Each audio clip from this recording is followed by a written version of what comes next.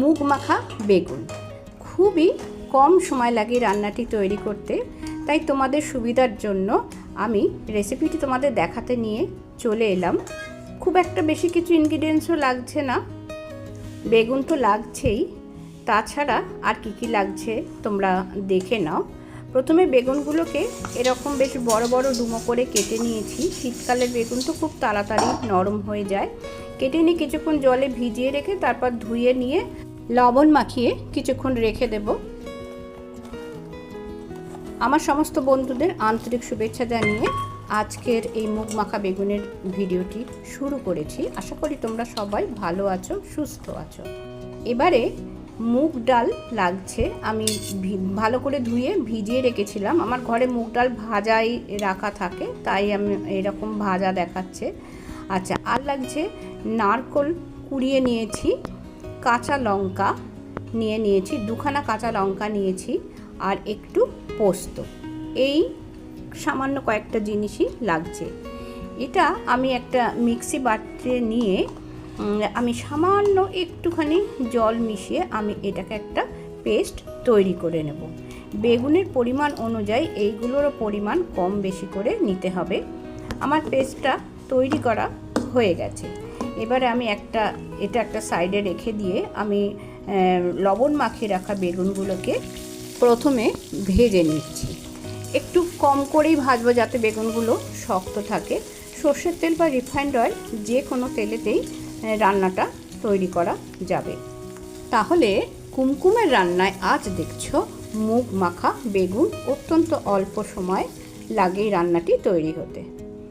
এবারে বেগুন ভাজার তেলেই আমি শুকনো লঙ্কা আধ ভাঙা করে দিয়ে দিলাম। লঙ্কা ফোড়নের সুগন্ধ বেরোতে 30 সেকেন্ড লাগে। 30 সেকেন্ড পরে আমি দিয়ে দিলাম একটু সাদা জিরা। এই রান্নাটি আমি আমার এক বান্ধবীর কাছ থেকে শুনে রান্নাটি করছি, কিন্তু আমি ভুলে গিয়েছিলাম কোনো ফোড়ন দিতে হয় কি না হয়। তো যাই হোক, আমি তাকে ফোনে পেলাম না, আবার জিজ্ঞাসা করার জন্য আমি দিয়ে দিলাম তেজপাতা, সাদা জিরা আর একটু হিং ফোড়ন। এই ফোড়নেরও সুগন্ধ বার হলে পরে দিয়ে দিলাম পেস্ট করে রাখা মুগ ডাল, নারকোল, পোস্ত আর কাঁচা লঙ্কা।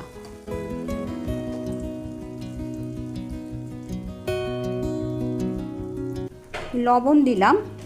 এবার হলুদ দেব আর একটু চিনি দেব। চিনির বদলে একটু গুড়ও দেওয়া যেতে পারে, যারা চিনি খায় না তারা গুড় দিতে পারে। সব কিছু একসাথে মিশিয়ে নিয়ে এই পেস্টটাকে একটু ভাজা ভাজা করে নেব। এটা পেস্ট হতে থাকুক, ততক্ষণ তোমরা একটু ছোট্ট করে মিউজিক শোনো।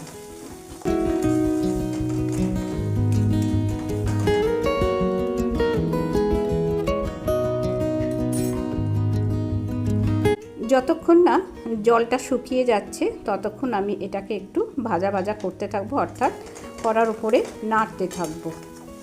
জলটা শুকিয়ে গেলে পরে আমি এইবারে যে ভেজে রেখেছিলাম বেগুনগুলো সেটা দিয়ে দিলাম এই পেস্ট করে রাখা ইনগ্রিডিয়েন্টসের ওপরে। এবার কিন্তু বেগুন সমেত পেস্টটাকে খুব আলতো হাতে আস্তে আস্তে নাড়তে হবে, যাতে বেগুনটা ঘেঁটে না যায়।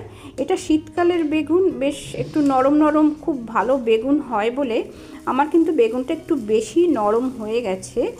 আমি আশা করব তোমরা আর একটু শক্ত রাখবে বেগুনটা ভাজার সময়, তাহলে কিন্তু এটা বেশ সুন্দর ঝরঝরে একটা টেক্সচার আসবে। কিছুক্ষণ এইভাবে ভেজে নেওয়ার পরে কিন্তু মুগ মাখা বেগুন একদম রেডি হয়ে যাবে। দারুণ সুন্দর এক সুগন্ধ আসছে এই রান্নাটা থেকে। এটি গরম ভাতের সাথে যেমন ভালো লাগবে, তেমনি রুটির সাথেও কিন্তু কম ভালো লাগবে না। আবার পরোটার সাথেও বা লুচির সাথেও কিন্তু ততটাই ভালো লাগবে।